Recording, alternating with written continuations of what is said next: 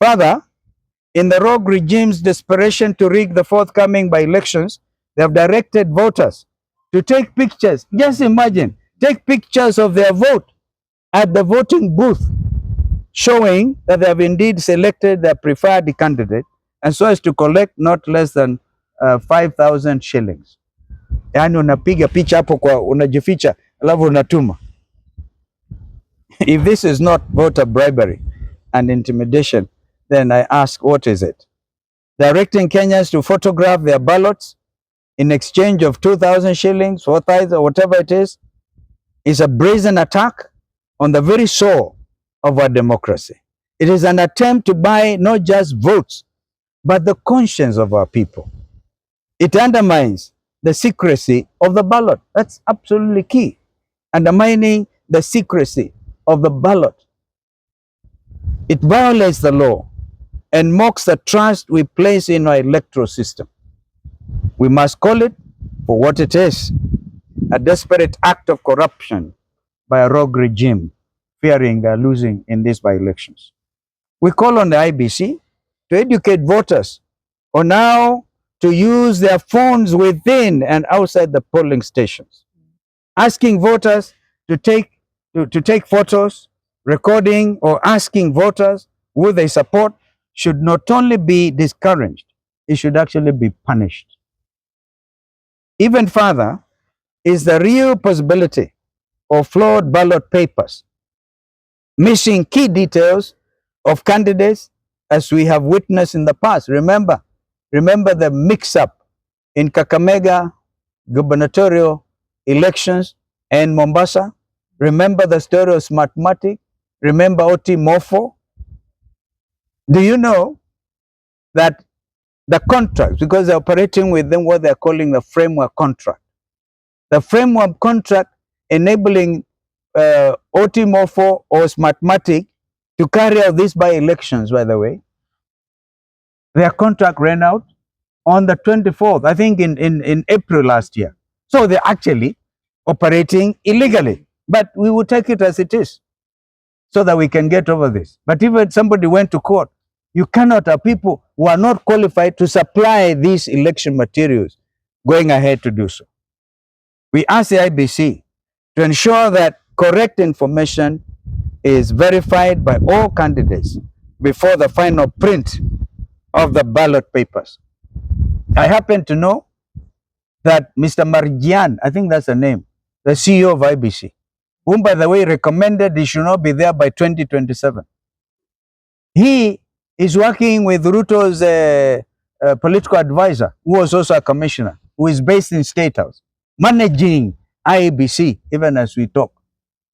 Do you know that the normal thing is a technical team was supposed to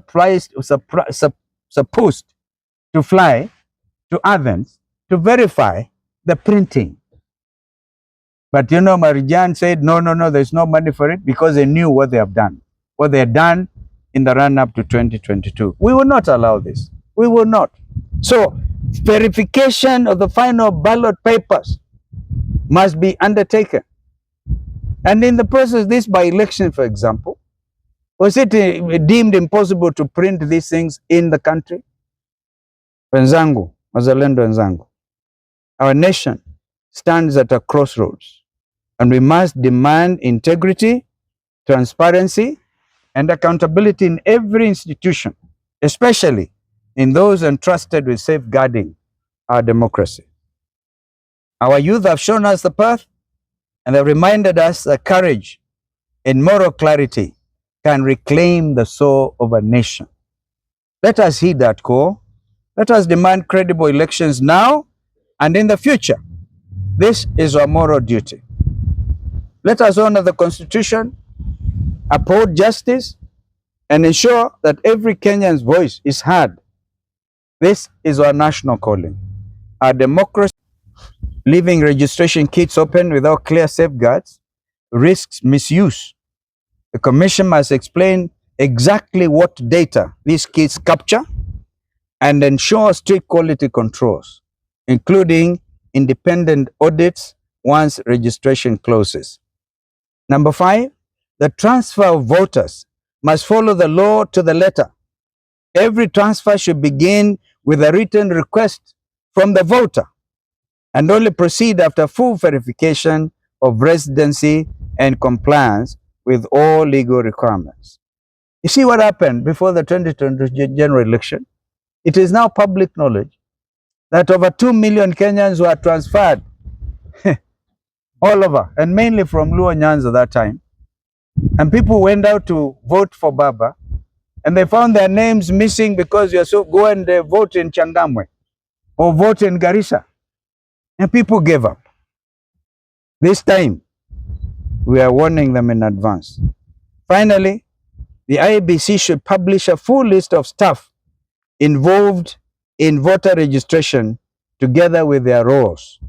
Transparency is the foundation of trust, and without it, confidence in the process will remain weak.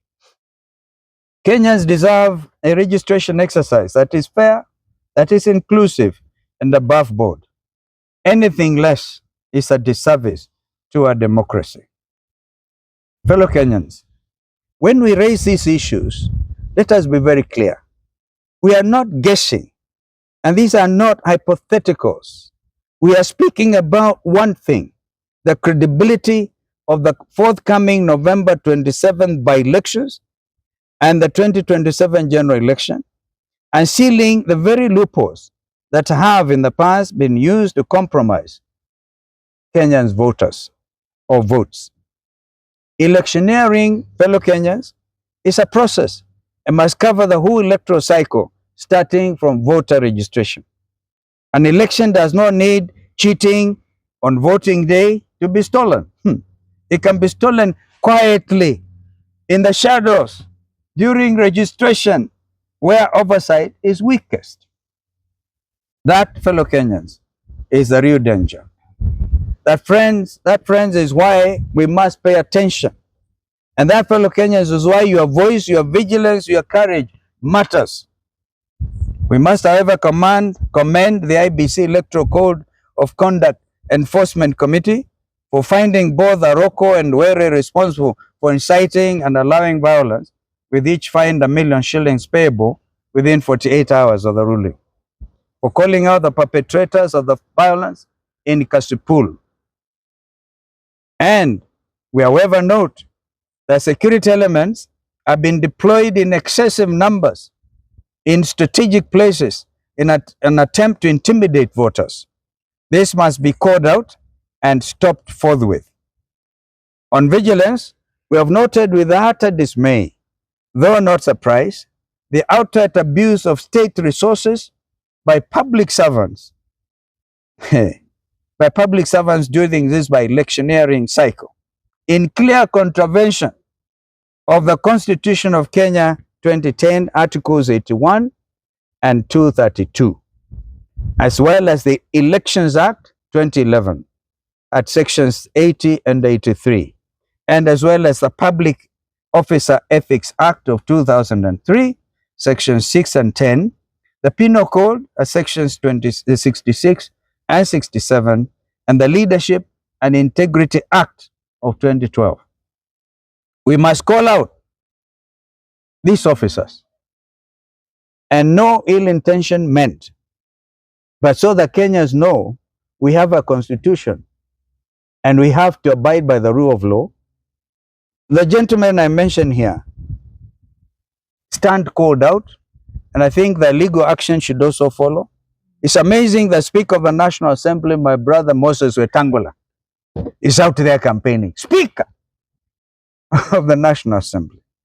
Speaker of the National Senate, of the Senate, Emerson Kingi, had occasion to campaign for him, by the way, in a by-election in Magarini. That's how he became Member of Parliament. I think that brother as well should stand called out. Cabinet Secretary for Mining, Hassan Joho, is everywhere, crisscrossing Magarini constituency. Cabinet Secretary for Public Service, Geoffrey Ruku, I think he got a bit surprised when Rigiji went to visit his mother. He's everywhere. Cabinet Secretary for Energy, Opiyo Wandayi, who, by the way, according to the ruling by the Court of Appeal, was supposed to be the majority leader in the National Assembly. I was hoping Opio and I would take up that responsibility. But he's so busy now because he's minister, cabinet secretary, campaigning for his successor openly. State resources. I can tell you when we went to Berry North and when the UDA candidate decided, along with the convoy, long convoy of state officers, followed us to a place. And by the way, I must really commend the people of Berry North. They're very peaceful, very, very peaceful. Hey, tulipitana tu kwa haraka. We were able to count up to 20 Prados harassing in a caravan, harassing the people of Berry North. And the people of Berry North have decided. Such conduct, ladies and gentlemen, erodes public trust, undermines the fairness of our elections. This afternoon, we turn the nation, indeed our region and partners' focus, to the integrity of the Independent Electoral Boundaries Commission, IEBC. For many years, the IEBC has struggled to earn the trust of Kenyans. This matters deeply because in any democracy, the people must have faith that their votes count and that the institutions protecting that vote are beyond reproach. Sadly, the new commission has not only escaped this challenge, the way it was appointed, escaping the spirit of consultation and concurrence the National Dialogue Committee stood for, has left many feeling that IEBC is still not above political influence. For the sake of our country, the Commission must now roll up its sleeves and prove its independence. It must work with honesty and transparency so that every Kenyan can see that it serves the people, not the interests of the executive or any political administration. We had hoped the new commissioners would take office with a single-minded determination to restore IEB's credibility. But so far, the signs are not as reassuring as Kenyans deserve.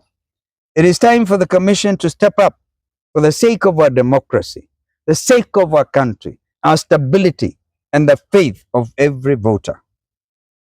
On the issue of voter registration, we have concerns.